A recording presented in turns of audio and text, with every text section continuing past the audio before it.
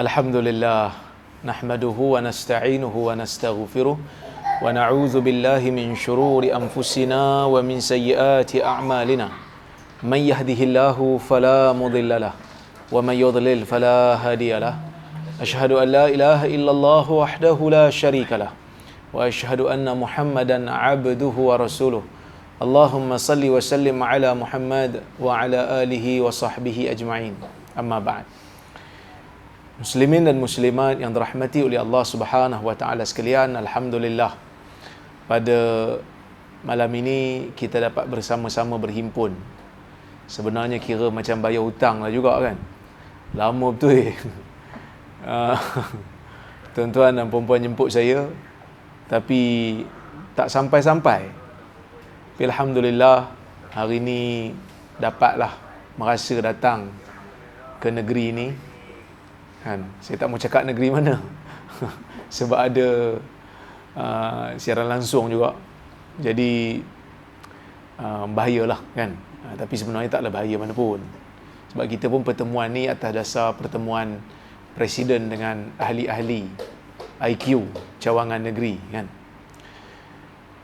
Saya rasa seronok jugalah bila melihat sahabat-sahabat yang istiqamah walaupun terpaksa berdepan dengan situasi yang sukar, walaupun terpaksa berdepan dengan situasi yang mungkin menyebabkan kita ditindas, dipulaukan. Tapi bila kita berada dalam keadaan itu, kita kena ingat bahawasanya Allah sebenarnya inginkan kebaikan pada kita. Kerana apa saja yang datang di dalam dunia ini kepada orang mukmin, sama ada berbentuk keseronokan, keselesaan ataupun kesusahan, kesemuanya itu adalah ujian daripada Allah Subhanahu wa taala. Sama ada Allah Ta'ala berikan kelapangan ataupun Allah Ta'ala berikan kesusahan, itu adalah ujian. Allah Ta'ala nak tengok sejauh mana kita mampu untuk menjalani ujian ini dengan jaya ataupun tidak. Hadirin mukminin rahmati Allah Subhanahu wa taala sekalian, Ibnu Abbas menceritakan dalam hadis riwayat Al-Imam Al-Bukhari yang mana Nabi sallallahu alaihi wasallam bersabda, ni'matani maghbunun fihima kathirun minan nas, as-sihhatu wal faragh. Dua nikmat yang manusia sentiasa maghbun. Maghbun diambil daripada perkataan ghabnu, al-ghabn. Orang utara jarang sebut kot perkataan ghaban ni. Jarang sebut . Orang Perak selalu sebut meraban tebin. Meraban ni maksudnya merapu, buat benda yang tak elok lah. Ghaban dalam istilah syar'i bermaksud penipuan. Maghbunun fihima, manusia banyak tertipu dengan keduanya. As-sihhatu wal faragh, kesihatan dan juga waktu lapang. Syekh Syaraf Al-Qudah ketika dia menghuraikan hadis ini, dia mengatakan bahawasanya al-faragh itu ialah umur.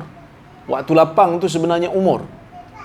Allah memberikan kepada kita umur dan kesihatan.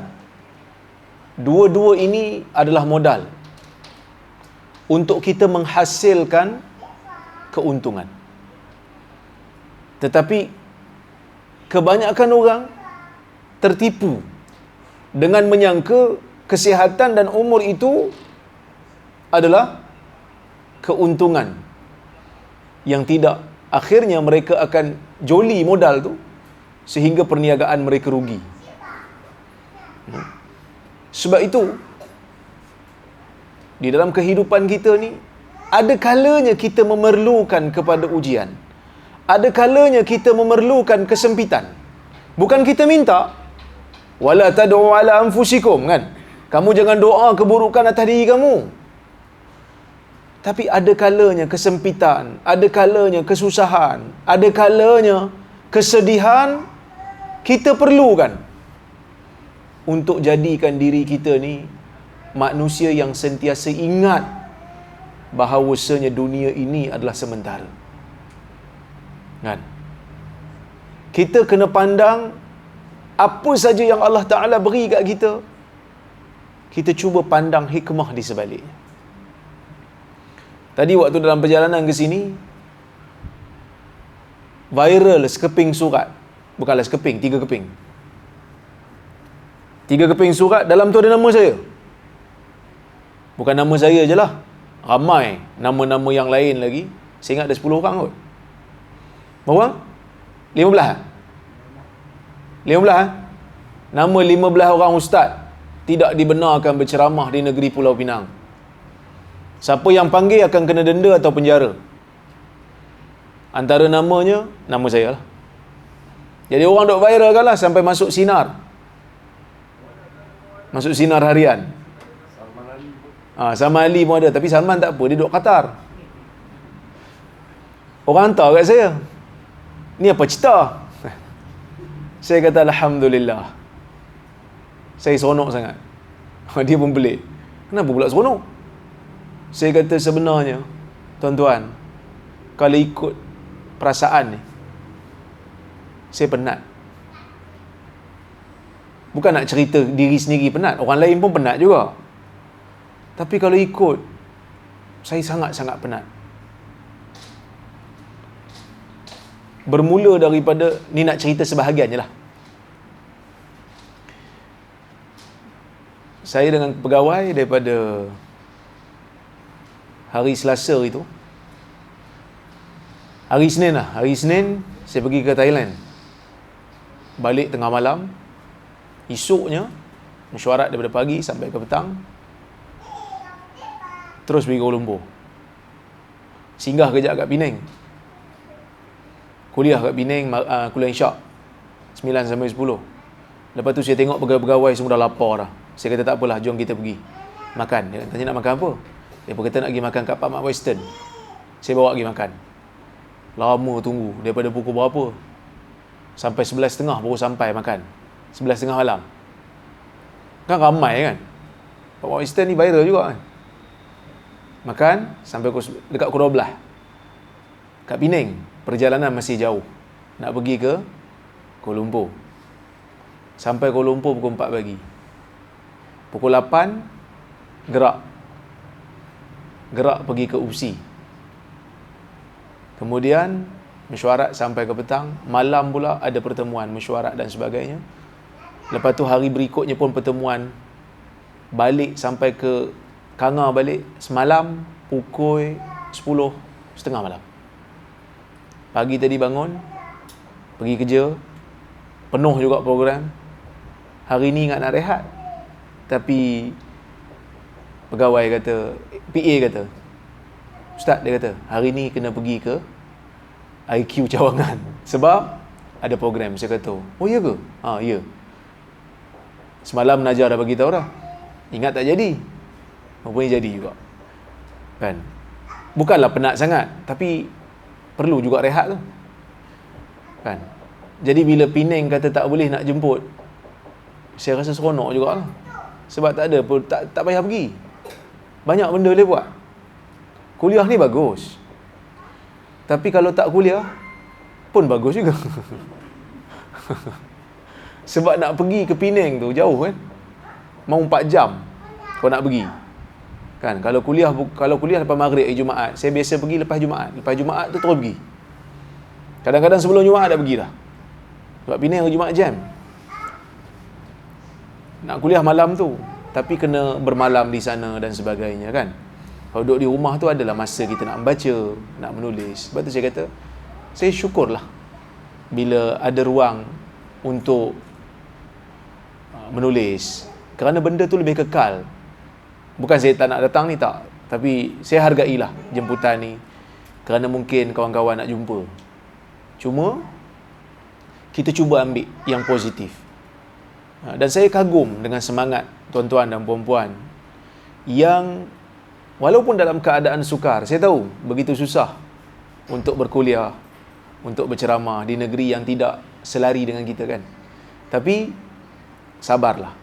Kerana kemanisan itu akan kita kenang selepas daripada kita dah tak larat nak buat apa-apa nanti dah. Sebab itu dalam hadis Nabi sallallahu alaihi wasallam, dalam hadis Nabi sallallahu alaihi wasallam ada satu cabang ilmu yang dipanggil sebagai al-maghazi. Al-maghazi wasiyar. Saya menulis tesis PhD pun dalam bidang itulah. Al-maghazi wasiyar ni riwayat-riwayat ataupun kitab yang mengumpulkan hadis-hadis yang berkaitan dengan peperangan dan perjalanan Nabi sallallahu alaihi wasallam di luar daripada Madinah. Al-maghazi ni, tuan-tuan dan puan, riwayat-riwayat perang. Dia ada satu ilmu khusus. Al-Imam Az-Zuhri, Al-Imam Musa bin Uqbah, Urwah ibn Zubair, Abul Aswad, Al-Waqidi, Ibnu Ishaq. Ini di antara tokoh-tokoh yang terkenal apabila kita menceritakan tentang ilmu Al-Maghazi. Bahkan Al-Imam Al-Bukhari mengkhususkan satu bab, satu fasal dalam sahih dia, cerita ataupun himpun riwayat berkaitan dengan Al-Maghazi. Apa itu Al-Maghazi? Riwayat yang berkaitan dengan perang. Bila cerita perang, adakah bermakna Nabi sallallahu alaihi wasallam menggalakkan kita berperang? Tak. Dalam banyak keadaan Nabi sallallahu alaihi wasallam akan cenderung kepada keamanan kalau boleh berlaku aman. Sebab itu bila sampai je dekat Madinah, Nabi buat perjanjian dengan orang Yahudi. Dalam perjanjian piagam Madinah kan. Tapi kenapa tiba-tiba pergi kumpul riwayat perang ni? Untuk apa? Kerana bila kita cerita bab perang, perang sinonim dengan kesusahan. Perang ni sinonim dengan kepayahan. Bila sebut pasal perang, sahabat terpaksa keluar untuk bertemu dengan musuh. Dan dalam banyak keadaan perang Nabi sallallahu alaihi wasallam, bilangan orang Islam kebiasaannya kurang ataupun kita kata sepertiga nisbahnya dengan bilangan orang kafir. Dalam peperangan Badar umpamanya 300 lebih bertempur dengan 1000 lebih. Dalam peperangan Uhud umpamanya 1000 orang bertempur dengan 3000. Kesusahan, kepayahan, pengorbanan, keperitan, dan ada yang gugur syahid. Dan tidak sedikit yang syahid, ramai juga yang syahid. Tapi untuk apa diceritakan? Bukan untuk berbangga-bangga. Bahkan ada dalam hadis Abu Musa Al-Ash'ari, dia cerita kepada Abu Burdah, dia kata, kami dulu waktu dalam perang, ada satu perang, kunna ma'a Rasulillah sallallahu alaihi wasallam fi Ghazah, kami pernah bersama Nabi sallallahu alaihi wasallam dalam satu peperangan, yang mana pada waktu tu bainana ba'irun na'taqibuhu sittatu nafar, ada 6 orang di kalangan sahabat ni yang berkongsi seekor unta. Na'taqibuhu, kami berulang-ulang naik. Maksud kami bergile-gile. Seorang naik, 5 orang berjalan. Sampai yang 5 orang tak larat, turun seorang, naik lagi seorang. Begitulah bergile-gile. Dan dalam perjalanan ini nak berperang dengan puak Ghatafan, satu kawasan tanah tinggi, yang jalan nak pergi ke sana tu penuh dengan batu yang tajam. Sehingga kata Abu Musa Al-Ash'ari, fanaqibat aqdamuna wa saqatat azfaruna, sehingga kaki kami luka, sehingga kaki kami berlubang-lubang disebabkan batu yang tajam. Wa saqatat azfaruna, dan kuku kami gugur, kuku kaki gugur, cedera. Maka kami balut kaki kami fanalufu fakunna nalufu aqdamana bil khiraq. Kami balut kaki kami ini dengan khiraq, dengan perca-perca kain. Fasummiyat bizatir riqa'. Lalu peperangan itu pun dipanggil sebagai peperangan zatir riqa', peperangan yang mempunyai perca-perca kain.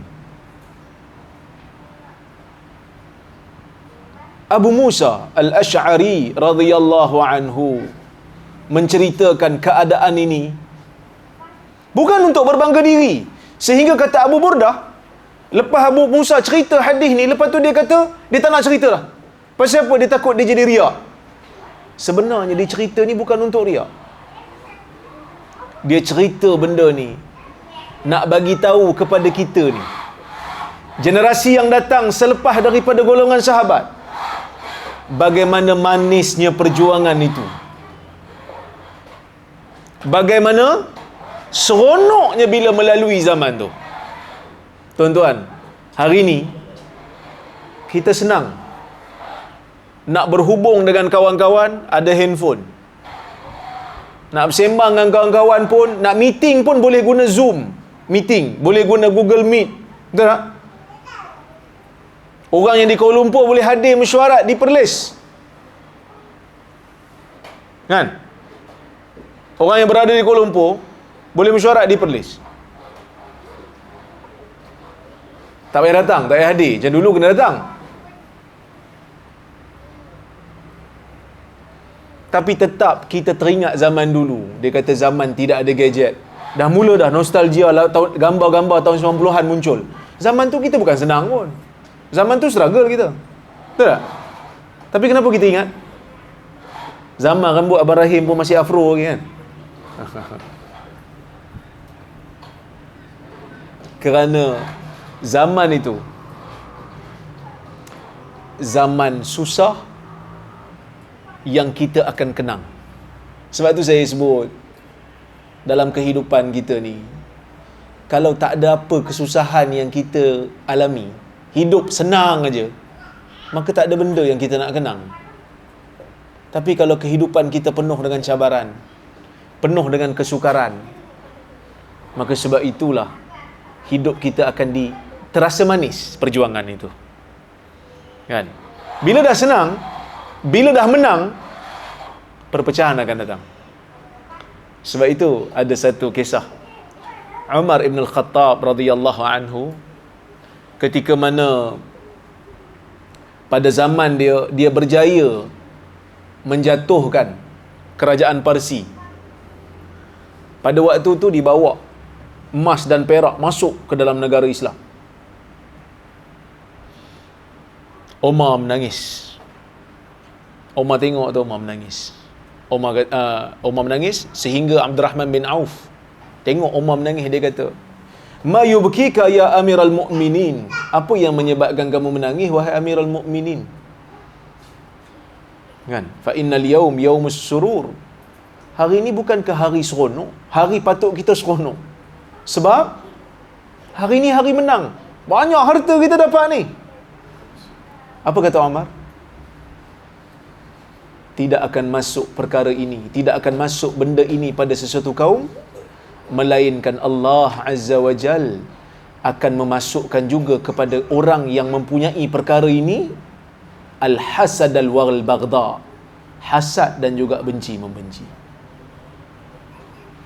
Jadi setiap waktu, setiap masa, apa saja keadaan, akan ada cabaran dan akan ada ujian. Ya? Jadi sebab itu kita berada di tempat-tempat yang mungkin kita rasa macam sempit, susah, itu sebenarnya nikmat. Kan? Itu sebenarnya nikmat. Allah Ta'ala nak bagi kita kelebihan yang banyak. Kita boleh bersatu padu. Walaupun tak ramai, tak apa. Bila dah ramai, kan, dah senang, kuliah pun senang. Kan? Kat Perlis kuliah senang. Punya senang kuliah sampai tak datang tu. Umpamanya. Kan? Itu ambil sebagai satu perkara yang positif lah. Ini nak bagi semangat je lah.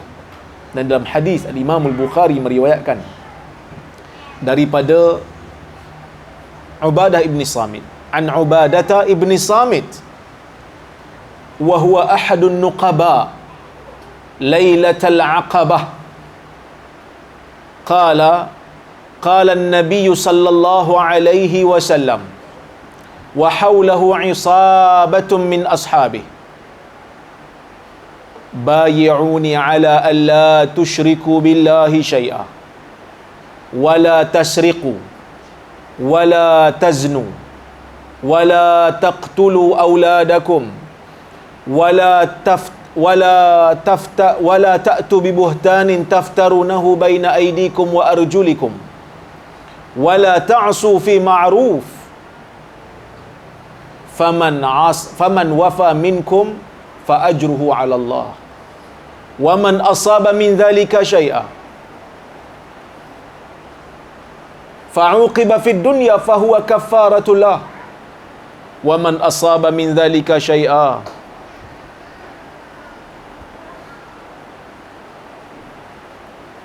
fasatarahu Allah fa huwa ila Allah in syaa'a 'aqabahu wa in syaa'a 'afa anhu atau kama qala Rasulullah sallallahu alaihi wasallam. Kata Al-Imam Al-Bukhari, Al-Imam Bukhari riwayatkan hadis ini daripada Ubadah. An Ubadah ibn Samit. Ubadah ibn Samit dalam riwayat ini sebab apa? Wa huwa ahadun nuqaba. Dia salah seorang daripada naqib, salah seorang daripada pemimpin yang dipilih pada malam Aqabah. Malam Aqabah ni satu malam di mana berlakunya perjanjian yang menjadi baja kepada benih Islam, iaitu perjanjian yang berlaku di antara Nabi sallallahu alaihi wasallam dan orang Madinah. Sebab kita tahu kan, Nabi SAW bila dia berdakwah kat Mekah, tak ada orang nak ikut dia. Berbelah tahun Nabi dekat Mekah, tak ada orang nak ikut. Bukan tak ada, ada, tapi tidak memberikan kesan yang begitu signifikan. Orang-orang politik, bangsawan-bangsawan yang makan di pinggan dan minum di cawan, tak mau ikut Nabi SAW. Yang ikut Nabi ni ad'afun nas ataupun du'afa. Ad'afun nas ataupun du'afa, orang yang paling lemah ataupun golongan-golongan yang miskin. Maka Nabi SAW pergi ke Taif. Buat apa Nabi pergi ke Taif? Nabi pergi ke Taif sebab Nabi tengok, pertama, Taif ni tinggi. Tuan-tuan pernah sampai Taif? Ha? Tak pernah sampai ya? Kalau pergi umrah nanti, bolehlah try pergi. Cuba-cuba pergi. Minta dekat Mutawif, kata nak pergi Taif. Tengok Taif. Taif ni bumi dia tinggi. Subur sikit. Pertama, bumi dia tinggi. Yang kedua, dia subur. Buah-buah banyak datang daripada Taif. Kenapa Nabi pilih Taif? Kenapa Nabi pilih Taif? Itu persoalan dia. Pertama, kerana dia tinggi. Pasal apa Nabi pilih tempat tinggi? Nabi SAW pilih tempat tinggi sebab dari sudut selamat lah, pertahanan, tempat tinggi lebih selamat. Susah nak kena serang. Itu pertama lah. Yang kedua, disebabkan di subur, bagus untuk ekonomi. Perhitungan Nabi itu betul dari sudut strategi itu betul. Tapi Allah Subhanahu Wa Taala tak takdirkan Nabi ni dapat sokongan di Taif. Sehingga bila Nabi SAW balik aja, dah kena balingkan batu apa semua kan. Hadis riwayat Bukhari dok menceritakan benda ni. Sehingga Aisyah pernah bertanya Nabi SAW. Aisyah kata, "Ya Rasulullah, hal laqita yawman ashadda min yaumi Uhud?" Ya Rasulullah, pernah tak kamu jumpa satu hari yang lebih dahsyat, yang lebih pedih daripada hari Uhud? Nabi SAW kata apa pada Aisyah? "Laqad laqitu min qaumiki ma laqit wa kana ashadda ma laqitu yaumal aqabah." Sesungguhnya aku dah bertemu banyak benda bersama dengan kaum kau, wahai Aisyah. Dan perkara yang paling dahsyat yang aku bertemu, perkara yang paling dahsyat yang aku jumpa, Yaumal Aqabah, pada hari Aqabah. Aradtu nafsi ala ibn Yalail bin Abdi Kulal. Ketika mana aku menawarkan diriku, menawarkan agama dan dakwahku kepada Ibn Abdi Yalail bin Abdi Kulal, falam yujibni ila ma arad. Tapi dia tak jawab, dia tak terima apa yang aku inginkan. Fantalaqtu wa ana mahmumun ala wajhi.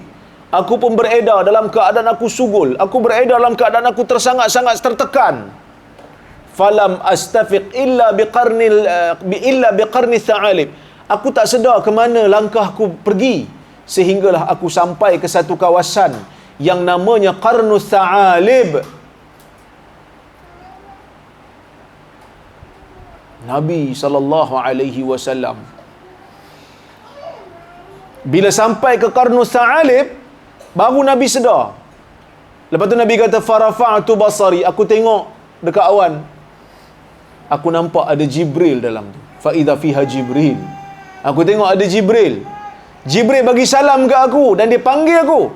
Dia kata, wahai Muhammad, Allah Azza wa Jal, inna rabbaka qad sami'a qawlaka. Inna rabbaka qad sami'a qawla qaumika wa ma raddu alaik. Muhammad, sesungguhnya Allah mendengar kata-kata kaummu, dan Allah Subhanahu wa taala tahu apa yang kaum kau sebut dalam mereka menolak kau. Dia orang tahu, Tuhan tahu apa yang dia orang sebut waktu dia orang tolak kau ni. Nabi ni luka ni, kena baling dengan batu. Lepas tu Jibril kata, laqad ba'atha ilaika malakal jibal li ta'murahu bi amri. Ya Muhammad, Allah hantar kepada kamu malaikat yang jaga bukit, supaya engkau berikanlah arahan apa saja yang kau nak beri. Malaikat jaga bukit pun panggil Nabi, bagi salam kat Nabi, dia cakap benda yang sama. Muhammad, Allah hantar aku untuk kamu. Kalau kau nak, aku angkat bukit Akhsyabain, hempap atas puak-puak Taif ni. Akhsyabain ni dua bukit yang ada kat Mekah tu. Nabi kata apa? Bal arju ay yakhruja min aslabihim may ya'budullah wa la yusyriku bihi syai'a. Jangan, kerana aku masih mengharapkan akan keluar daripada keturunan mereka golongan yang menyembah Allah dan tidak melakukan syirik kepadanya. Kemudian Nabi pun baliklah. Kata tak berjaya, Nabi pergi ke mana? Nabi pergi ke Mina. Nabi pergi ke Mina. Apa dekat Mina? Waktu tu orang tengah buat haji. Tapi haji tu haji jahiliah lah. Ramai lah orang datang. Kan haji jahiliah yang telah diubah daripada syariat Nabi Allah Ibrahim. Nabi pun jumpa orang ni, ajak, may yansuruni hatta uballigha kalam rabbi. Siapa-siapa yang nak tolong aku supaya boleh aku sampaikan risalah Rabbi, risalah Tuhanku. Ajak orang ni, ajak orang tu, ajak orang ni. Belakang dia siapa? Belakang dia Abu Lahab. Jangan ikut dia. Dia sabit. Dia ni budak yang meninggalkan ajaran nenek moyang dia.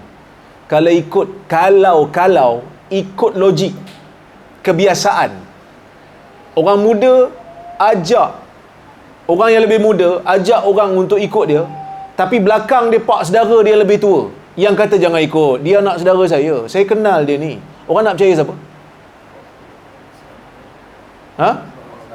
Pak, hampa panggil pak saudara ke pak penakan? Pak penakan lebih kurang sama kan. Pak penakan dia lah, orang lebih percaya pak penakan dia. Tapi dalam banyak-banyak yang menolak itu ada 6 orang yang dengar. Siapa dia? Orang Ansar. Dia dengar, mereka pun balik. Tahun berikutnya dia orang datang, bawa lagi ramai. Perjanjian Aqabah berlaku 2 kali.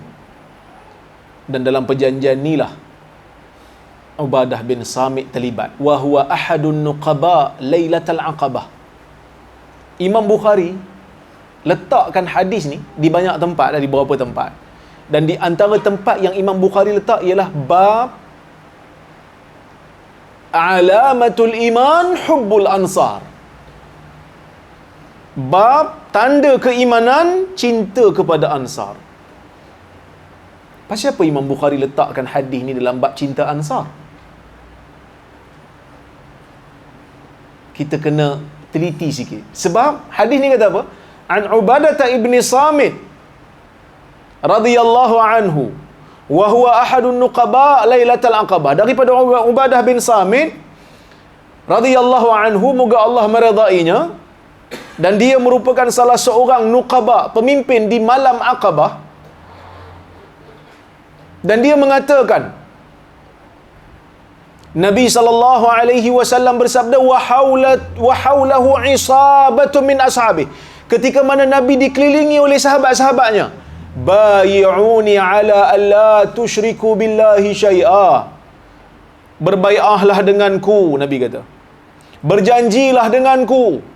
Mari kita buat satu perjanjian. Ala alla tusyriku billahi syai'a, supaya kamu tidak mensyirikkan kepada Allah dengan sesuatu pun. Wala tasriqu, jangan mencuri. Wala taznu, jangan berzina. Wala taqtulu auladakum, jangan bunuh anak-anak kamu. Wala ta'tu bi buhtanin taftarunahu baina aydikum wa arjulikum, jangan kamu fitnah orang. Jangan kamu buat cerita bohong terhadap orang yang mana kamu reka dengan tangan dan kaki kamu. Wala ta'su fi ma'ruf, jangan kamu bantah perkara-perkara yang ma'ruf. Faman wafa minkum, ada dua riwayat, ada yang baca dengan faman wafa minkum, ada yang baca wafa. Faman wafa minkum fahajruhu 'ala Allah, siapa yang memenuhi perjanjian ini maka pahalanya tetap di sisi Allah. Waman asaba min dzalika syai'a, siapa yang melakukan, melanggar mana-mana perjanjian ini, fa'uqiba fid dunya, lalu dia dihukum dalam dunia, fahuwa kaffaratullah, itu akan menyucikan dosanya. Waman asaba min dzalika syai'a, siapa yang melanggar mana-mana perjanjian ini, fasatarahullah, kemudian Allah menutup dosanya, tak ada siapa tahu, fahuwa ilallah, maka ia kembali kepada Allah. In syaa aqabahu wa in syaa afa anhu, kalau Allah Ta'ala ingin, Allah Ta'ala boleh ambil tindakan kat dia. Di hari kiamat nanti Allah Ta'ala boleh azab dia. Kalau Allah Ta'ala mahu, Allah Ta'ala boleh ampunkan dia. Tuan-tuan, ada cerita pasal Ansar?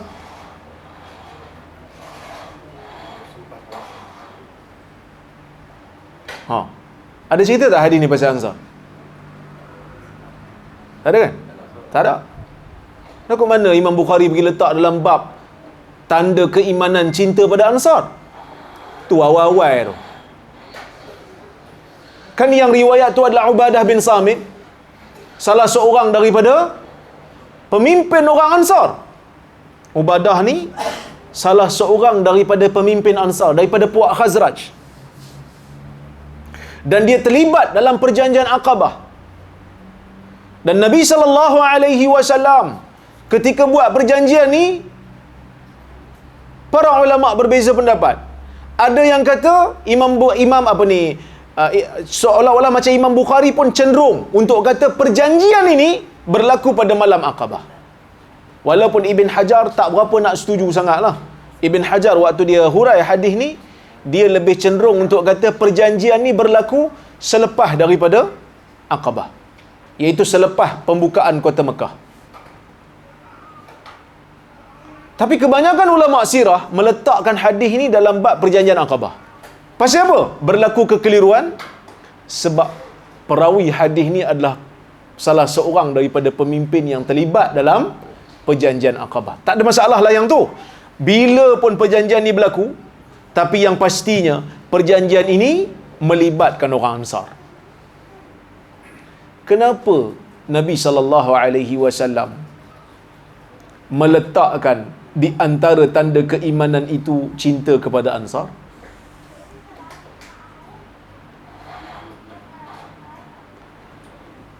Saya sebut benda ni banyak kali, tapi tuan-tuan ambil sebagai manfaat. Siapa yang pernah dengar, kira ulang kaji lah. Agama ni, Islam ni, dia tak tengok keturunan kita. Agama ni, dia tak tengok bangsa kita. Agama ni, dia tak tengok asal kita. Agama ni, dia tengok usaha dan jasa kita.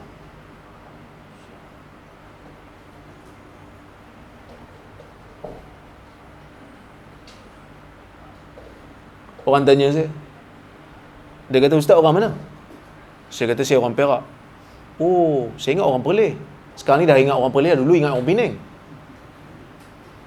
Sebab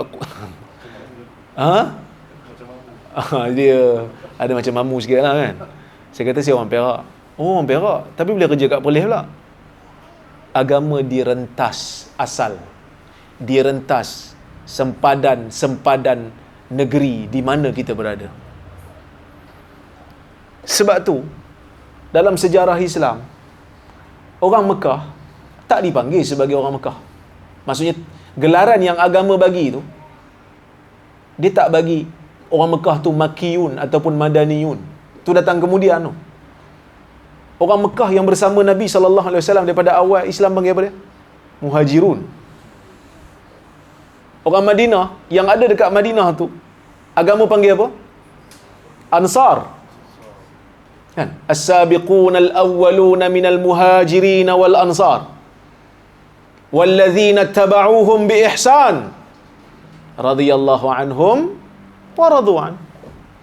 Golongan yang terawal, yang mendahului daripada kalangan muhajirin dan daripada kalangan ansar. Dan orang yang mengikuti mereka dengan kebaikan. Radhiyallahu anhum wa radu'an. Allah redha mereka dan mereka redha Allah.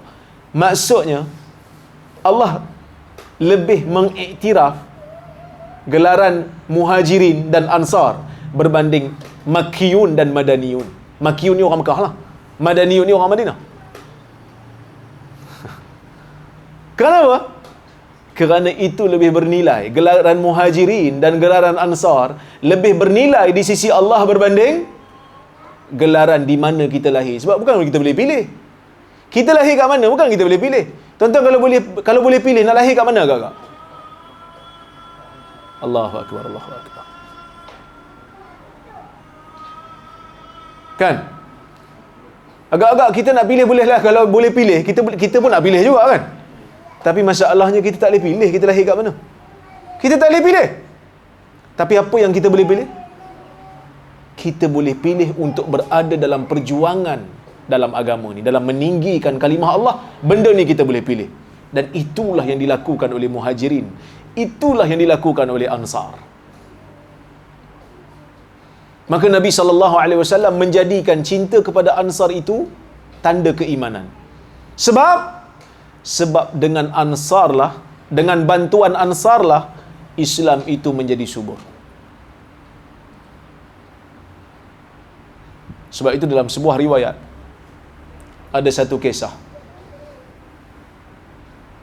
di mana Nabi SAW di akhir-akhir setelah pembukaan kota Mekah, harta rampasan perang banyak. Nabi bila bagi harta rampasan ni, ataupun bila bagi pemberian Islam ni, Nabi bagi kepada golongan yang baru masuk Islam. Aqra' bin Habis, Nabi bagi dulu dengan puak-puak dia lah. Orang-orang muda di kalangan Ansar ni ada yang kecil hati. Ada yang kata pedang kami ni masih mengalir, menitik darah mereka. Yang ni darah orang-orang yang lawan Nabi daripada kalangan orang yang sekitar Arab pada masa tu. Saya nak kata orang Madinah ni masuk awal berbanding orang-orang lain. Tapi kenapa orang lain yang diberi?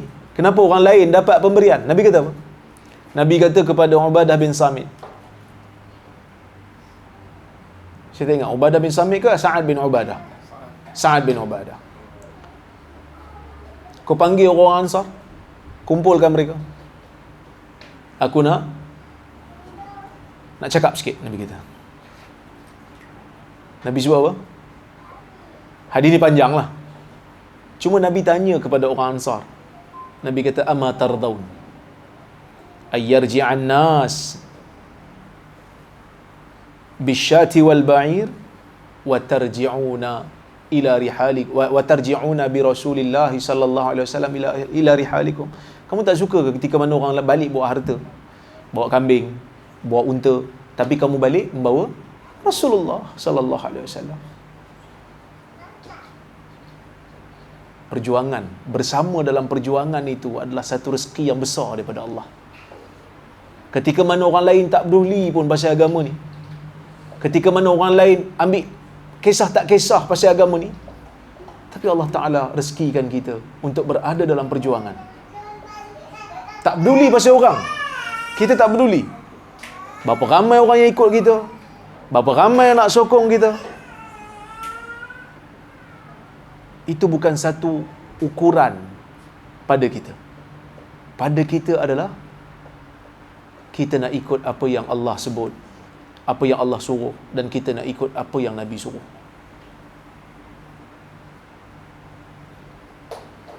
Dalam perjuangan ini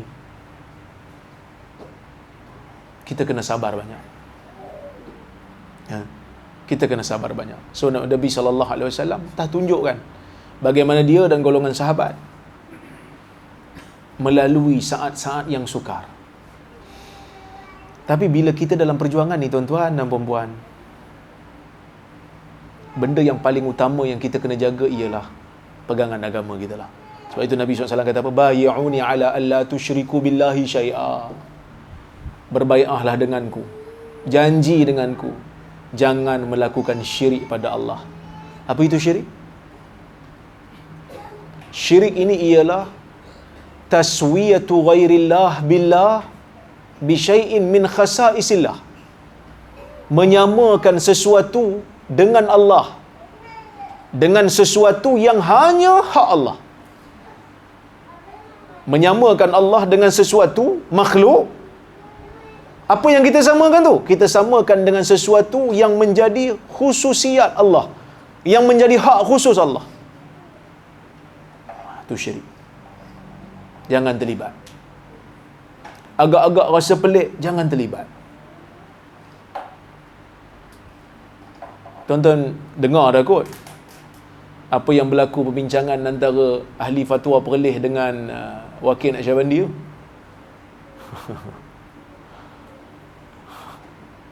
Kami pun terkejut. Kan? Minta tolong dengan pokok pun boleh.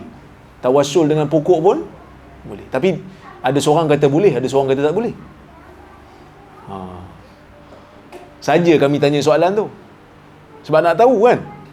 Dah dia kata boleh tawassul dengan bukan tawassul, dia istighatsah, maksudnya minta tolong dengan mayat. Direct minta tolong. Wahai mayat, wahai syekh yang mati, selamatkan saya. Kami tanya, dah kalau macam tu minta tolong dengan pokok boleh tak? Seorang kata boleh, seorang kata tak boleh. Nampak? Jangan terlibatlah. Ada ulama kata boleh ustaz. Tak apalah. Tak apalah. Nak kira ulama kata boleh ni memang ada lah. Memang adalah ulama yang kata boleh. Tapi kita pilih untuk selamatkan perkara-perkara yang keliru sebegini. Jangan terlibat. Minta direct pada Allah. Kerana dalam hadis Nabi SAW, kita tak jumpa Nabi SAW pergi kubur mana-mana Nabi, minta daripada Nabi tu direct. Tak ada. Kita tak jumpa lagi lah. Kan? Kami tanya juga. Kalau minta pada Jesus boleh? Oh Jesus, please help me. Wahai Jesus, tolong selamatkan saya. Dia kata, boleh? Ada yang belum jam bukan nak jawab tu kan. Dia kata boleh. Ada yang kata boleh juga. Boleh, tapi jangan beritahu orang. Pula dah.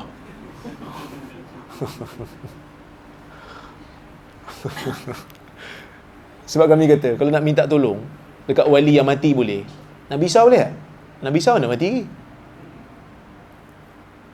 Tapi dalam hadis ada tak Nabi menggunakan tawasul yang seperti itu, istighathah yang seperti itu? Tak ada. Dah kenapa kita nak pakai? Minta teruslah pada Allah. Apa masalah? Jadi, benda-benda yang kita rasa keliru ni, jangan terlibat. Apatah lagi benda yang clear syirik, jangan terlibat. Nabi SAW dalam hadis ni sebut benda-benda yang clear haram. Sebut benda-benda yang clear haram. Dah kalau benda tu haram, nak buat apa nak buat perjanjian lagi ni? Nak buat apa nak ambil bay'ah? Sebab benda ni clear dah haram. Tajdid al-azam, itu dia. Memperbaharui azam. Bila ada perjanjian ni, dia pembaharui azam, menguatkan lagi azam lah. So Nabi kata jangan terlibat dengan syirik. Jangan buat syirik walaupun sekali. Wala tasriqu, jangan mencuri. Kalau boleh geng-geng IQ jangan mencuri. InsyaAllah Ustaz kami tak mencuri. Kalau boleh jangan mencuri. Dia mencuri ni ada dua. Satu mencuri harta individu, satu mencuri harta awam. Jangan terlibat. Faham? Mencuri harta awam, faham? Jangan terlibat. Saya nasihati diri saya dan juga tuan-tuan, bab rasuah, bab salah guna kuasa, jangan terlibat. Tambah-tambah yang kerja dengan kerajaan. Macam saya lah. Kerja dengan kerajaan. Jangan curi tulang. Jangan claim tipu. Jangan. Ni hak orang. Wala tasriqu. Jangan mencuri. Dalam gerakan dakwah, dia tak boleh. Kadang-kadang kita diberikan kesusahan, tak menang-menang. Tak ramai pengikut ni mungkin sebab ada benda-benda yang macam ni yang kita buat. So, jangan terlibat. Wala tasriqu. Wala taznu. Jangan berzina. Benda-benda yang disebut ni, pertama hak Allah, jangan syirik. Jangan mencuri hak manusia. Jangan buat masalah dengan manusia lain. Kadang-kadang kita geram dengan dia. Sama-sama maki dia. Benda yang tak ada kaitan dengan masalah kita dengan dia, jangan. Kita lawan idea. Kita bertarung idea. Bukan lawan maki. Bukan lawan carut. Bukan.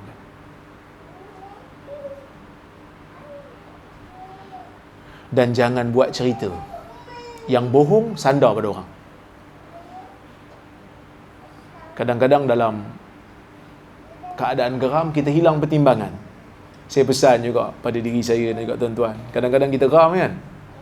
Kadang-kadang bila tengah marah tu, jangan buat apa-apalah.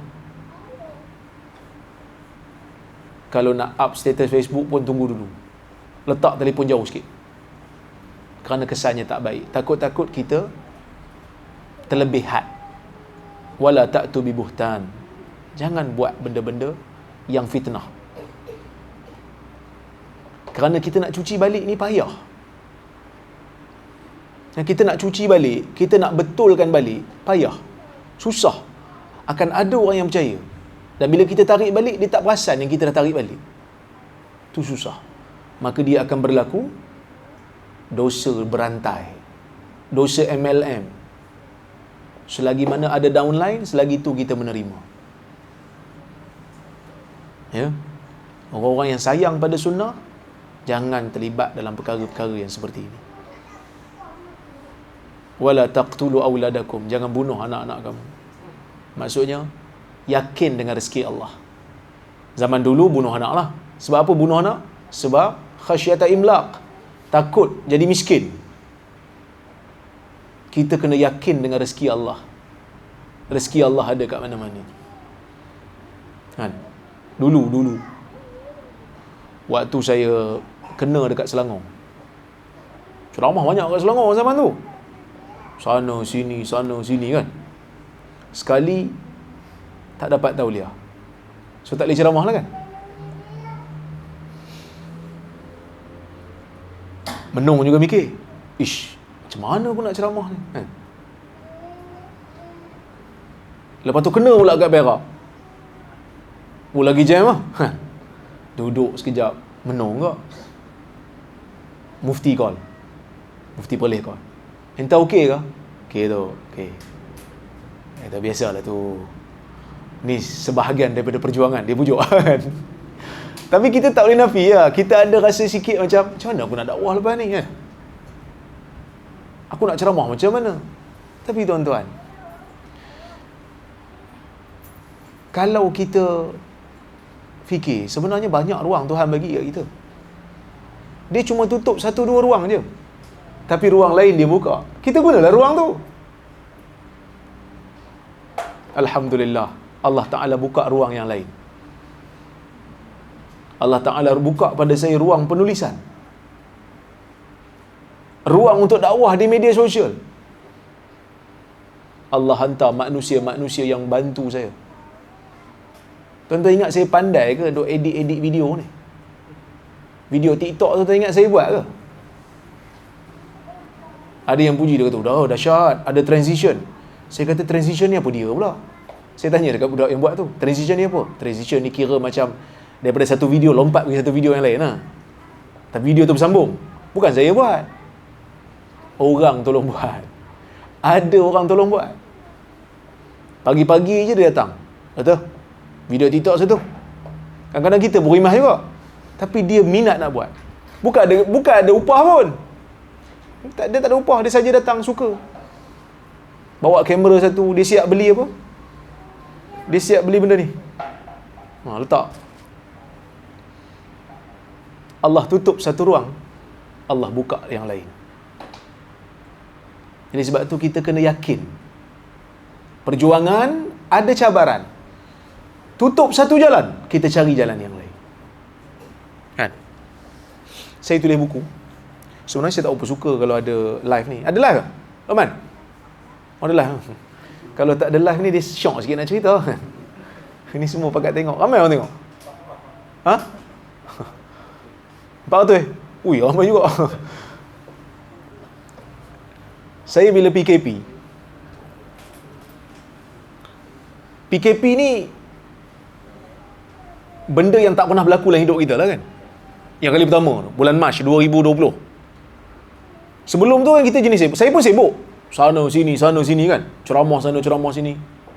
Tiba-tiba kena kurung. Jam kat kita kan. Duk tengok dinding. Kain plekat. Apa aku nak buat hari ni kan. Lama-lama terfikir. Buang masa aku ni. Nak ceramah tak boleh. Masa tu ceramah online tak ada lagi.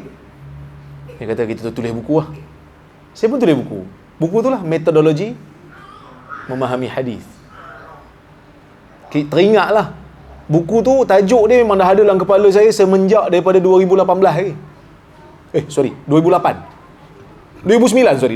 Lepas saya buat master, masa saya tengah buat master tu saya dah fikir dah. Saya kena tulis buku ni. Nak bagi orang Melayu faham, masyarakat kita faham bagaimana ulama ni dia memahami hadis daripada pelbagai angle. Al-Imam Syekh Al-Qardawi ada tulis satu buku, Kaifa Nata'amal Ma'as Sunnah. Dia bahas sikit. Dia bahas sebahagian. Saya kata kita kena kembangkan lagi.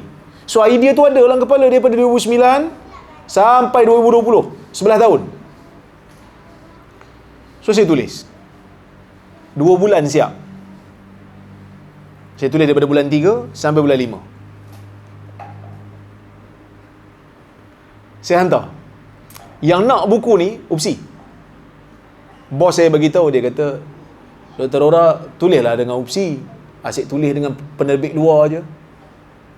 Saya kata insya-Allah saya akan tulis. Yang saya sebut tu 2021. Bila ada PKP baru saya bayarlah hutang tu kan.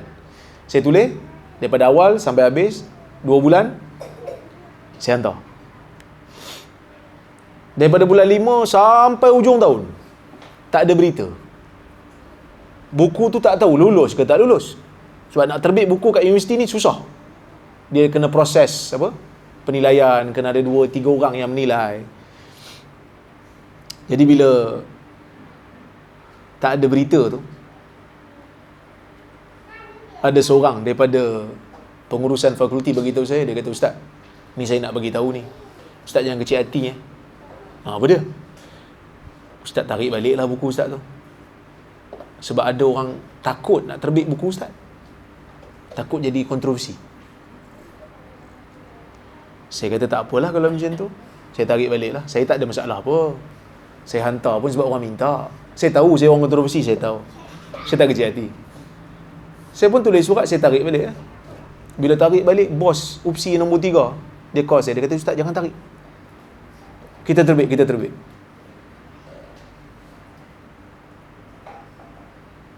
Lepas tu saya jumpa dengan pegawai dekat penerbit tu.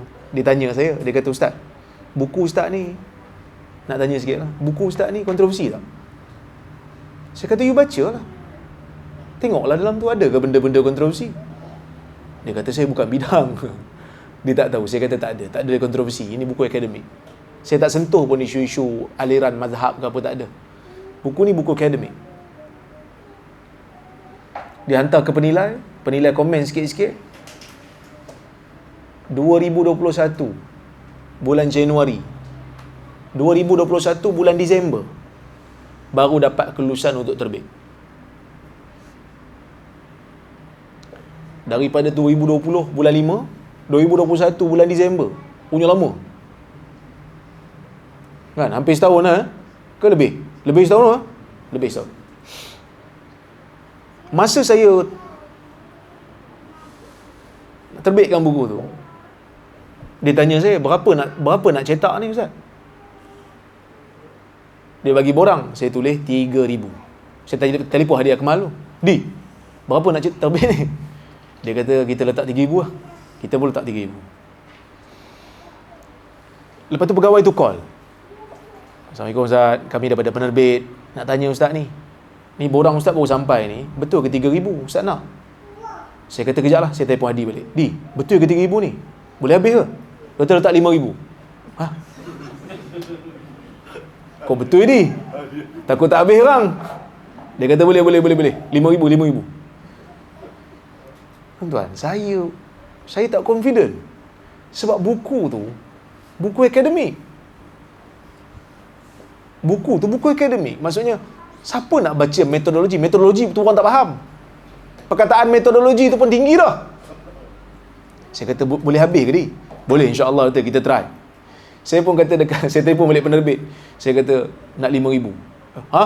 Naik lagi? Saya duk ingat 300. Saya ingat Ustaz silap berkosong. Kan zaman-zaman ni orang selalu silap berkosong kan? Biasa orang terbit 300 je.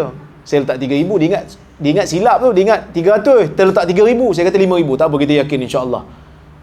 5,000 ni dia kata tak boleh lah Ustaz. Kenapa tak boleh? Kita tak ada tempat nak letak buku. Tak ada store. Saya kata kejap, saya telefon Hadi balik. Di, opsi kata tak boleh 5,000. Sebab tak ada tempat nak letak. Hadi kata tak apa, dia ambil semua. 5,000 tu tak sampai je kat opsi, tak masuk pejabat opsi, terus Hadi ambil, bawa balik. 5,000. Hadi ambil semua. Tuan-tuan, alhamdulillah. Buku yang 5,000 naskah tu habis dijual selama 2 bulan lepas dicetak. Alhamdulillah. Dicetak lagi 2,000, cetakan kedua habis. Dicetak lagi 1,000, cetakan ke-3 habis. Maksudnya orang belilah.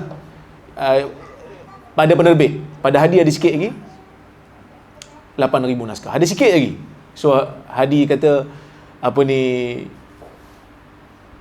pelik juga lah. Pelik juga. Sebenarnya bila orang beli tu, orang kata macam, sebenarnya kami bila baca, memang kami kena ikut kuliah. So, sebab tu saya buat kuliah tu. Maksudnya beli buku, bonus dengan kuliah. Bagi saya lah, ini satu pengalaman yang ajaib sikit lah. Sebab tu saya kata, Allah tutup ruang untuk saya berkuliah banyak, tapi Allah Ta'ala buka pintu yang lain untuk saya menyumbang. Tulis buku, dan orang nak baca buku tu. Dan tak pasal-pasal buku tu masuk pencalonan anugerah buku negara, menang. Tak pernah opsi menang. Dia call saya, dia kata, Ustaz, kita menang. Menang apa pula ni? Kita menang anugerah buku negara, opsi first time. 1 van dengan 1 kereta opsi pergi. Ustaz kena turun juga, dia kata. Saya hari Jumaat, hari Ahad tu hari Jumaat tu saya kat KL, saya on the way balik. Dia kata hari Isnin nak ambil anugerah, hari Ahad tu saya patah balik. Pengalaman. Bukan saya kata buku tu bagus sangat. Buku tu biasa je. Tapi nak kata, Allah memberikan ruang. Yang lain bila ditutup satu ruang. Ketika mana Allah Subhanahu wa taala menutupkan Nabi sallallahu alaihi wasallam ruang, menutupkan ruang untuk Nabi di Taif, Allah membuka ruang untuk Nabi di Madinah. Walaupun Madinah tu bukanlah pilihan Nabi pada peringkat awal, tetapi orang Madinah itu akhirnya menjadi benchmark, menjadi satu tanda sayang kepada orang Madinah, tanda keimanan. Jadi kita kena banyak yakin pada Allah, kena banyak sangka baik pada Allah, kena selalu positif, fikir yang positif, fikir yang baik di sebalik apa yang Allah Ta'ala berikan, yang kita rasa beban dan kita rasa berat. Banyak sebenarnya hikmah dan kebaikan yang Allah Ta'ala nak daripada kita. Dan saya bila fikir-fikir balik, menulis sebenarnya lagi bagus daripada banyak sangat berkuliah. Kerana kuliah ni dihilang. Tapi kalau buku, walaupun kita mati, ia akan kekal. Selagi mana ada penerbit. Kan? Buku tu insya-Allah idea tu akan kekal. Jadi kalau orang tanya saya, okey tak buku metodologi memahami hadis? Saya kata alhamdulillah, PKP telah menyebabkan saya boleh menulis satu buku yang sedikit akademik, dan mudah-mudahan buku ini menjadi manfaat untuk penuntut ilmu hadis dan orang awam. Kalau tak faham baca buku tu, boleh tengok dekat PMT dan juga Suara Sunnah ada list kan, ada playlist Suara Sunnah dengan PMT ada playlist. Boleh tengok daripada siri 1 sampai siri ke berapa dah, saya pun tak ingat dah. Tapi buku tu insya-Allah dekat nak habis dah. Tak lama lagi habislah buku tu. Kita baca buku lain pula. Dan insya-Allah tuan-tuan doalah saya mempunyai keberkatan masa agar saya boleh menulis buku-buku yang lain juga. Insya-Allah ada buku yang akan keluar. Kalau tak ujung tahun ni, awal tahun depan, buku saya akan keluar yang baru. Buku berkaitan dengan Isra' Mi'raj. Kan? InsyaAllah. Doakan saya ada keberkatan masa, dan dalam proses pembikinan dah 80%, buku berkaitan dengan panglima ataupun pahlawan jaminan syurga. Iaitulah 10 sahabat Nabi SAW. Kita buat biografi. 80%. Tapi nampaknya macam tak bergerak 80% tu. Semenjak jadi rektor ni, dia tak bergerak sikit. Dia lambat. Doakan saya ada keberkatan masa, mudah-mudahan siap kita perkenalkan kenapa mereka tu dijamin syurga. Sebab ada kan satu hadis kan, ada orang sahabat Nabi SAW, nama dia Ukashah. Dia minta kepada Nabi SAW untuk Nabi doa kat dia jadi ahli syurga. Lepas tu Nabi doa untuk dia. Datang lagi seorang. Dia kata, ya Rasulullah, doa untuk saya pula. Nabi kata apa? Sabaqaka Ukashah. Ukashah telah mendahului kamu. Maksudnya kamu tak dapat lagi. Orang yang salah faham, kadang-kadang dia kata Nabi bias. Nabi pilih kasih. Oh, Ukashah doakan. Orang yang ni minta tak bagi pula. Adakah Nabi bias? Tak. Tapi kenapa Nabi tak doakan untuk dia? Sebab mungkin dia belum layak. Bukan mungkin, pastinya dia belum layak. Kalau dia layak, dah tentu Nabi doa untuk dia. Ukashah dapat sebab Ukashah telah mencapai kriteria itu. 10 orang sahabat yang dijamin syurga ni, dia tak mungkin dapat 10, tak mungkin termasuk nama dia dalam senarai 10 orang dijamin syurga kalau dia tak layak. Tapi sebab pengorbanan dia, jasa dia pada agama, maka sebab itulah Nabi SAW memberi jaminan syurga kepada mereka. Dan kita banyak yang tak kenal pun. Kalau saya tanya pun mungkin dia tak hafal 10 tu. Kita perkenalkan insya-Allah. Doa lah 80% ni, lagi 20% je tak siap, tersekat, tertinggal. Mudah-mudahan ada manfaat untuk masyarakat insya-Allah. Jadi sentiasa positif tuan-tuan. Kemudian Nabi kata apa di hujung hadis tu? Siapa yang melaksanakan perjanjian ini, penuhi perjanjian ini, fa ajruhu 'ala Allah, maka pahalanya tetap di sisi Allah. Wa man asaba min zalika syai'a, siapa yang langgar mana-mana perjanjian ini, fa'uqiba fid dunya, lalu dia dihukum dalam dunia, fahuwa kaffaratullah, itu merupakan penyucian dosa untuknya. Para ulama ada bahas sikit. Sebab apa? Sebab ada hadis daripada Abu Hurairah yang mana Nabi SAW ada menyebutkan, la adri hal al-hudud kaffaratun li ahliha amla. Aku tak pasti hudud ni menggugurkan dosa bagi orang yang kena hukum dengannya ataupun tidak. Hadis ni Abu Hurairah. Tuan-tuan, hadis Abu Hurairah bila masuk Islam?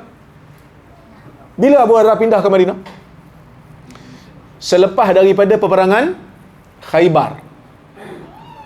Tu waktu Abu Hurairah pindah ke Madinah. Jadi sebahagian ulama kata hadis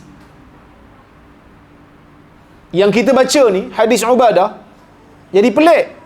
Sebab kalau Abu Hurairah masuk Islam tahun ke-7 ataupun pindah ke Madinah tahun ke-7, hadis ni macam mana pula? Sebab hadis ni awal. Sebab Nabi kata, kalau dia dihukum dalam dunia, itu penyuci dosa untuk dia. Dan dalam hadis yang lain, ada seorang Yahudi, bukan Yahudi, Ghamidiyah. Daripada puak Ghamidiyah, seorang Muslimah daripada Ghamidiyah. Dia Muslimah, dia berzina, dia serah diri kat Nabi SAW. Nabi rejam dia sampai mati. Kerana melaksanakan hukum Tuhan. Kerana dia muhsanah. Kan? Dia berzina. Kan Nabi salat atas jenazah dia? Sehingga Umar kata, tusalli alaiha wa qad zanat. Ya Rasulullah, engkau nak salat atas jenazah dia sedangkan dia dah berzina. Apa Nabi kata? Laqad tabat taubatan law qusimat baina sab'ina min ahli al-Madinah lawasi'athum. Dia telah bertaubat dengan satu taubat. Kalau diberikan taubat dia tu, dibedakan, dibahagikan kepada 70 orang yang berdosa di kalangan orang Madinah, cukup untuk melepaskan mereka daripada neraka. Maksudnya hudud menggugurkan dosa. Tiba-tiba hadis Abu Hurairah kemudian kata, aku tak pasti hudud tu menggugurkan dosa ataupun tidak. Sebahagian ulama dinukilkan daripada Qadhi Iyad, sebagian ulama lebih menerima hadis Abu Hurairah berbanding hadis Ubadah. Kerana dia kata dari sudut dalil, dari sudut sanad, kuat hadis Ubadah lagi. Tapi pandangan ni tak kuat. Pandangan ni tak apa tepat. Sebab hadis Ubadah adalah Sahih Bukhari. Sahih hadis ni. Dah macam mana nak selesaikan? Sebab tu saya kata tadi, Ibn Hajar lebih setuju untuk kata hadis Ubadah ni selepas daripada Abu Hurairah punya hadis. Iaitu hadis Ubadah ni berlaku lepas daripada pembukaan kota Mekah lagi. Lepas daripada tahun ke-7. Kerana pembukaan kota Mekah tahun bila? Tahun ke-8. Yang jadi keliru ni sebab perawinya tu perawi malam Aqabah. Sebab tu ingat sebelum hijrah. Sedangkan hadis tu berlaku selepas daripada pembukaan kota Mekah. Cuma perawi je perawi Aqabah. Yang mana Aqabah tu berlaku sebelum daripada hijrah. Wa man asaba min zalika syai'a. Sesiapa yang melanggar mana-mana perjanjian ni, dia pergi buat dosa-dosa ni sebahagiannya ataupun seluruhnya, fasatarahullah, tapi Allah Ta'ala tutup, dia tak kena hukuman dan dia tak bertaubat pun, fahuwa ilallah, urusannya kembali kepada Allah.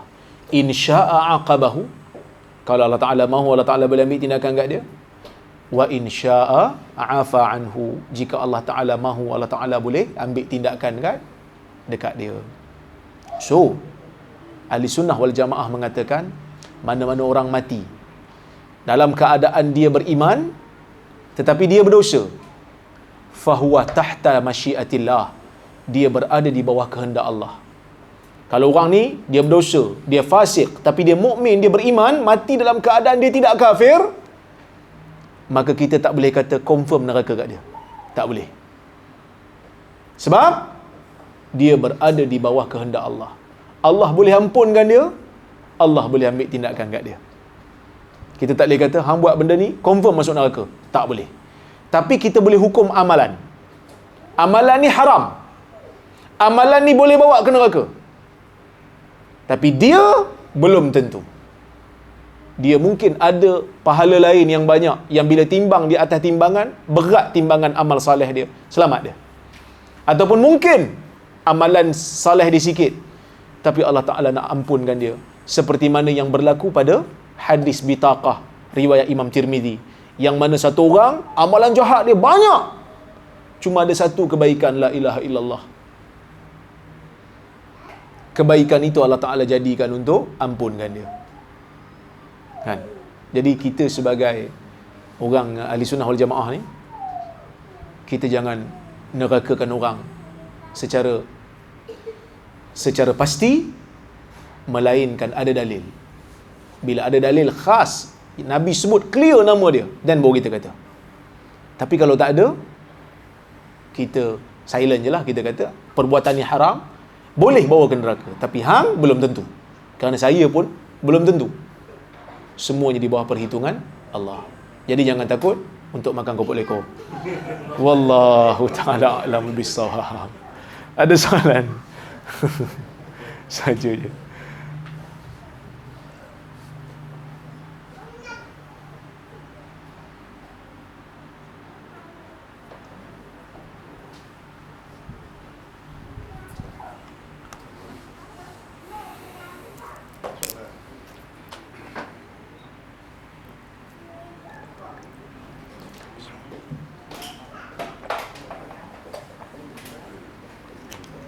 Okey tak ada dah tu.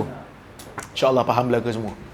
Terima kasih banyak atas jemputan. Terima kasih kepada IQ cawangan negeri ni. Mudah-mudahan Allah Ta'ala berkati kalian. Terus semangat, terus berusaha, terus berdoa kepada Allah Subhanahu Wa Ta'ala agar kita diberikan istiqamah. Ni ruang untuk Allah Subhanahu Wa Ta'ala berikan kita sebanyak pahala. Kan kadang-kadang ada orang mengadu kat saya. Dia kata, macam mana kita nak buat? Macam mana kita nak buat bila kena macam ni? Kadang-kadang family saya macam ni, kadang-kadang dia lawan saya macam ni. Saya kata itu ruang untuk Allah Ta'ala bagi kita pahala. Medan untuk kita kumpul pahala ni. Sebab kalau kan kadang-kadang orang mengadu kat kita, macam mana ni ustaz? Muncul pula ustaz ni merepek, muncul pula ustaz ni merepek. Saya kata itu ruang kita lah. Allah Ta'ala nak bagi pahala kat kita. Kita buatlah kerja islah, kita buat kerja tegur, amar ma'ruf nahi mungkar. Kalau tak, kita pun tak ada kerja, duduk diam je. Betul tak? Itu ruang kita untuk dapat pahala. Tapi ustaz dia banyak pengikut. Lantak dia lah banyak pengikut. Kerana tugas kita bukan cari pengikut. Tugas kita untuk mendapat pahala untuk diri kita. Orang lain kita tak bertanggungjawab dengan mereka. Kan? Sebab tu kalau dekat TikTok tu, kau nak kira saya punya video, bukan ramai orang tengok pun. Kadang-kadang malu lah juga kan. Nak banding dengan orang-orang lain yang berjoget lagi banyak orang tengok. Tapi kita bukan disuruh untuk mencari pengikut. Kita disuruh untuk menyampaikan apa yang benar. Kan? Ada satu orang hamba Allah, lepas daripada program kat Pening, dia datang kat saya, depan-depan dia kata, ustaz, saya tak ikut pun ustaz. Saya tak setuju dengan ustaz. Saya kata Alhamdulillah. Terkejut dia. Semalam pun ada satu orang dekat Facebook, dia cakap benda yang sama. Saya ada program dekat UPSI. Dia komen kat situ, dia kata Alhamdulillah saya dan keturunan saya tidak join program ni. Saya kata Alhamdulillah, saya juga bersyukur kerana tuan dan keturunan tuan tak hadir. Dia marah. Dia siap kata jangan menipu kat saya dan sebagainya. Dia kata orang happy, orang bersyukur ni ada sebab. Jangan jadi penipu dan sebagainya. Saya kata, apa pula saya menipu? Saya bersyukur kalau orang tak nak ikut saya. Kenapa saya bersyukur? Kerana bila orang ikut kita, kita dipertanggungjawabkan. Orang taklid dengan kita ni bahaya. Orang yang ada sedikit ilmu ni, dia berada di dua persimpangan.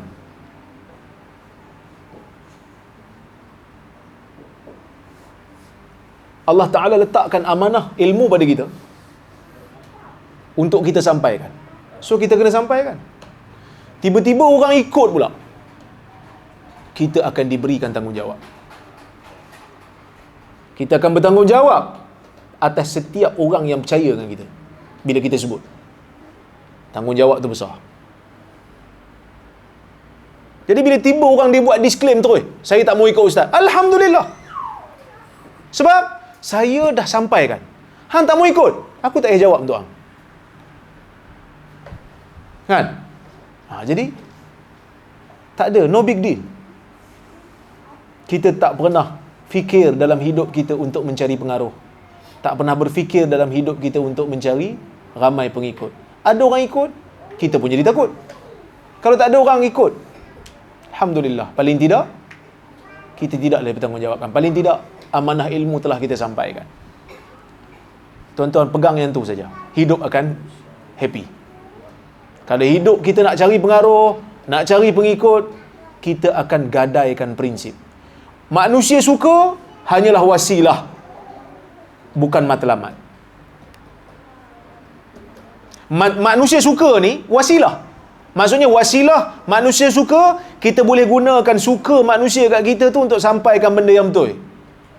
Tapi kalau sampai tahap manusia suka menjadi matlamat, sehingga kita pesongkan kebenaran, nak cakap benda betul pun takut, itu dah silap. Manusia suka bukan matlamat. Manusia suka tu hanya wasilah. Kita cuba untuk jadikan manusia suka kat kita. Tapi kalau dah tak boleh, kena sampaikan juga kebenaran tu. Kita kena sampaikan lah. Kerana kalau tak ada orang tegur, siapa nak tegur? Ini fardu kifayah. Kita kena buat. Kan? Itulah yang dilakukan oleh ulama hadis. Sebab tu ada ulama hadis tua-tua tak ada kawan dia, kena pulau. Sebab kerja dia kritik perawi-perawi hadis. Orang tak kawan dia. Tapi apa yang dia boleh buat? Dia terpaksa buat. Kerana ini adalah fardu kifayah. Kalau dia tak buat, orang lain tak boleh buat. Jadi orang mengaji hadis ni, ramai orang tak suka. Sebab dia mengkritik riwayat-riwayat yang dibaca oleh golongan asatizah. Berat tak tanggungjawab ni? Berat sikit lah. Kalau kita komen orang awam tak pandai, tak ada pengaruh. Tapi kalau kita komen ustaz, kalau kita komen asatizah yang glamour pula tu, kita berdepan dengan segerombolan besar pengikut-pengikut dia. Tapi apa? Kita ada pilihan, kita tak ada pilihan. Antara nak jaga nama Nabi dengan nak jaga nama ustaz. Kita kena pilih lah. Orang awam kena fikir. Ni nama Nabi, yang ni nama ustaz. Han nak pilih yang mana? Maulid buat tiap tahun ni. Qasidah panjang kan main ni. Puji Nabi. Malam Cinta Rasul pun dah ribu-ribu, ratus-ratus ribu habis ni. Tapi bila bertembung antara nak jaga nama Nabi dengan nak jaga nama ustaz, kita nak pilih yang mana? Nak pilih jaga nama ustaz ke nak pilih jaga nama Nabi? Kita kena pilih. Yang itulah. InsyaAllah. Terima kasih banyak tuan-tuan. Aku qauli hadza wa astaghfirullahal azim li wa lakum. Wassalamualaikum warahmatullahi wabarakatuh.